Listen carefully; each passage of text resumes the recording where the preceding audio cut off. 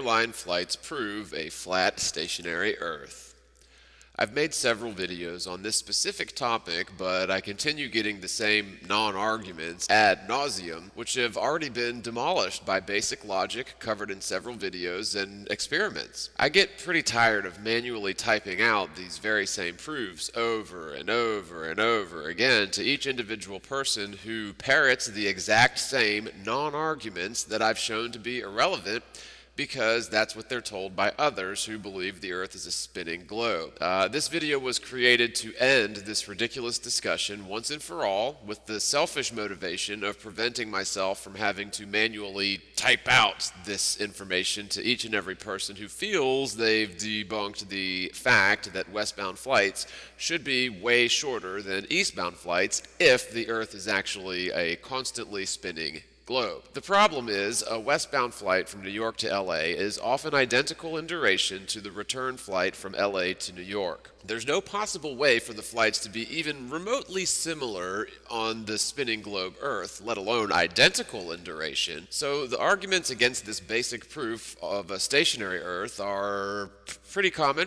The first one is, the airplanes were spinning with the face of the Earth prior to takeoff, and therefore the airplanes will continue spinning with the face of the Earth for the duration of the journey, regardless of the direction of travel or altitude. In other words, the airplanes will never escape the rotational frame of reference only lent to them by the allegedly spinning Earth. The second argument is, well, the atmosphere is constantly spinning with the face of the Earth, so the planes are velcroed to the rotational frame of reference with the ground because the atmosphere is velcroed to the rotational frame of reference with the ground, even up to tens of thousands of feet or even many miles into the air. The third argument is the two flights are not identical. The eastbound flights are shorter than the westbound flights sometimes, so you're lying. Now, I've made several videos completely discrediting these arguments against the fact that the flights are often identical in duration, but it appears that people would like to debunk the flat Earth and are somehow incapable of watching videos or considering basic facts that happen to demolish their ludicrous position. So this video will be the last one I make, hopefully, proving this point conclusively once and for all. The first thing to point out is that most people will always think the Earth is a spinning globe, no matter what. So regardless of the proof that you show them, even if it conclusively demonstrates that the world is stationary, they will forever continue thinking that the Earth is a spinning globe, no matter what, so I must be stupid for proving it's not spinning. They'll go ask a physicist whether or not the Earth is spinning, or whether this proof I'm pointing to is valid, and of course the physicist will assert that I'm wrong because we all know the Earth is a spinning globe. That's apparently how modern science works. We must disregard basic observations and proof that are contrary to the doctrine of a spinning spherical Earth, which means the world will always be a spinning sphere to people who refuse to consider the truth. Regardless of the evidence presented, physicists will always maintain the position that the Earth is spinning. So let me give you an analogy real quick to illustrate this point and how ridiculous their position is. Let's say you believe in Santa Claus, and so does your little brother. If you were to find your mother's handwriting on the to from information on presents from Santa, and you begin questioning whether Santa was real. Now, if you ask your little brother what he thought about Mom's handwriting on the to from information on a present from Santa, do you think your little brother is going to logically conclude that Santa is fake?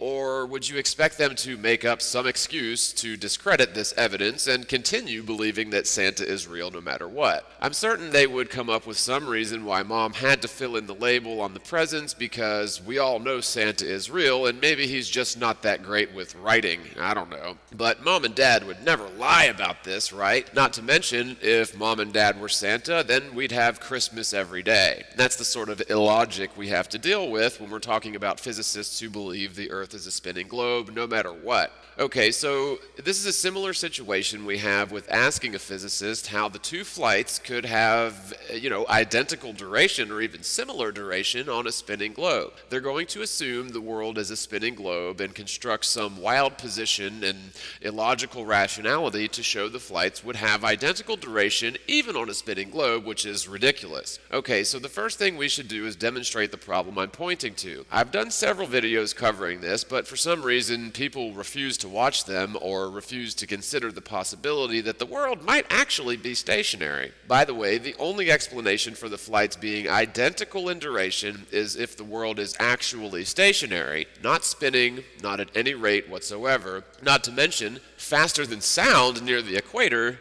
which it allegedly is. No matter how much you try to cram this observation with the two flights being identical to fit the spinning globe Earth model, you're just trying to find excuses why Santa is real. Seriously, it's a very good analogy. Okay, so to cover the first argument being the airplanes were spinning with the face of the Earth prior to takeoff, and therefore the airplanes continue spinning with the face of the Earth for the duration of the journey, this is the most ridiculous, pseudo-intellectual, pseudo-scientific argument designed by impossibly gullible people who wish to propagate the spinning globe Earth model no matter what. The first point to explain is the Coriolis effect. If you're not familiar with the Coriolis effect, it's a natural characteristic of objects attached to a rotating body fixed to such a rotational frame of reference. If you're on a merry-go-round holding a ball firmly in your hands, everything stuck to the merry-go-round is fixed to this rotational frame of reference so long as it's held fast to the rotating body. On a merry-go-round, a ball in your hands will certainly remain fixed to the rotational frame of reference so long as you hold it firmly in your hands. Now, if you let go of the ball and simply drop it, the ball will sort of keep its angular momentum, but will not retain its rotational frame of reference. If you drop the ball from a few feet up, it'll definitely land near your feet, but it would slightly slip out of that rotational frame of reference during its short fall to the ground.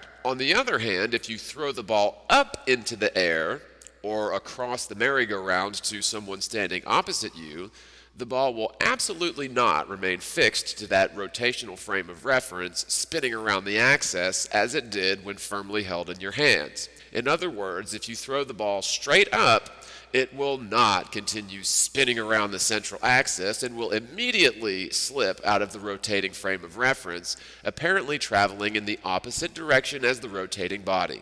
This is such a basic, obvious fact that's admitted by science. The Coriolis effect is actually used to prove the globe, believe it or not. So, if you observe cyclones, they will rotate in opposite directions depending on their position relative to the equator, or so it would seem. Actually, the dividing line between the clockwise and counterclockwise rotating cyclones is not fixed to the equator at all, but instead the dividing line between typhoons and hurricanes actually follows the circular path of the sun in its seasonal pass from Capricorn to Cancer. This is sort of besides the point, but the fact that the dividing line between the rotating weather patterns isn't fixed to the equator shows that the Coriolis effect is not responsible for the opposing rotational directions of typhoons versus hurricanes. Instead, the path of the sun, depending on the season, creates the dividing line or the dividing circle. In order to discard the flight times conundrum proving the stationary Earth, you must discard the Coriolis effect, which is a law of physics related to rotating bodies as a fixed frame of reference. The problem with that is globe earthers use the Coriolis effect to prove the rotating Earth, and you simply can't point to the Coriolis effect as proof of a spinning globe and ignore the Coriolis effect when it proves the world is stationary. The fact is, as the sun travels in circuits overhead, it acts as sort of a hot mixing spoon or an oar through the water, stirring up the atmosphere in a constant path around the center, North Pole, with the radius of the sun's path decreasing as it turns to the northern summer and increasing during the southern summer. Weather patterns north of the sun spin in one direction, while weather patterns south of the sun will spin in the opposite direction. The sun travels from Capricorn to Cancer during the course of 6 months, and then back during the course of the next 6 months, and the dividing line of rotating atmospheric patterns follows along with that circular path of the sun. Look at an oar propelling a canoe, or run a cupped hand through a bathtub full of water. You'll notice that the water on one side of your oar, or your hand, will rotate clockwise, and the water on the opposite side of the oar will rotate counterclockwise. This is a natural phenomenon of fluid dynamics, and the very same principle applies to the cyclones on Earth. Believe it or not, atmosphere behaves exactly like a liquid, only on a larger scale. If you consider that the sun itself is acting like an oar, perturbing the air away from the center of its path, it becomes very clearly obvious that the atmosphere south of the sun is rotating in the opposite direction as the atmosphere north of the sun.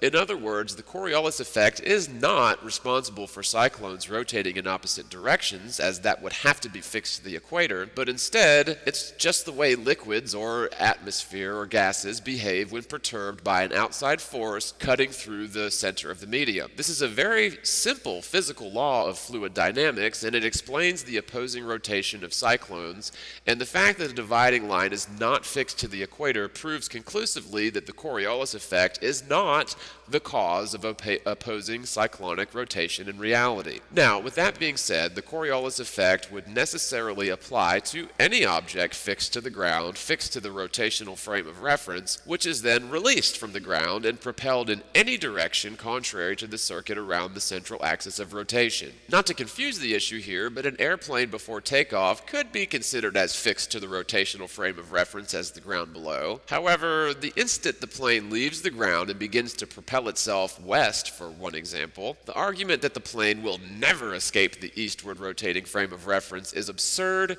and totally anti-scientific. You must totally abandon the Coriolis effect as a natural phenomenon which applies to rotating objects as a fixed frame of reference to maintain this position. The simple fact is, once the airplane takes off, it would absolutely never remain fixed to the eastward velocity, which is only lent to it by the hypothetically rotating face of the Earth. As planes gain altitude and bank in different directions, it will further slip out of that fixed frame of reference attributed to the ground below. In the case of the westbound plane traveling in the opposite direction as the spin, it would certainly retain some of that eastward velocity for a very limited duration. Unfortunately for the spinning globe, once the plane leaves the ground and continues to propel itself west, it would constantly slip further and further out of that rotating frame of reference lent to it by the face of the Earth before takeoff, and this factor would increase as the plane ascends and accelerates in the opposite direction as the spin.